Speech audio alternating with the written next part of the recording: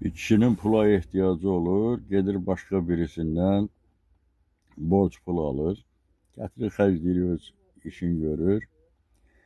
Sonra bu borcu qaytarmaq haqqında fikirləşmir.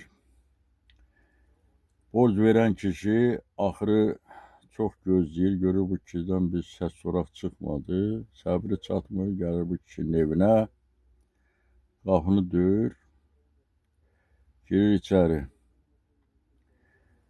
Ev yiyəsi bunu görən kimi deyir, hə, gəl qardaş, mən də elə bu saat sənin pulu necə qaytarmaq haqqında fikirləşirdim.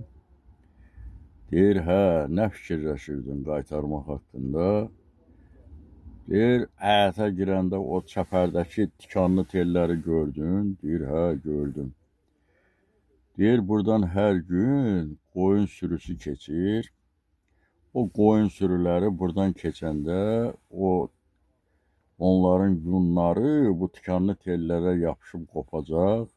Mən onları toplayacağım, verəcəm qarıya. Qarı da onlardan yun əyirəcək, aparıb satıb sənin borcunu ödəyəcəm.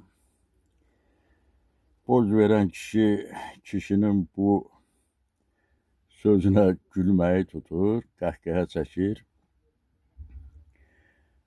Borc alan kişi deyir, hə, dostum, pul adını eşidən kimi gör necə qəhqəhə çəkib gülürsən.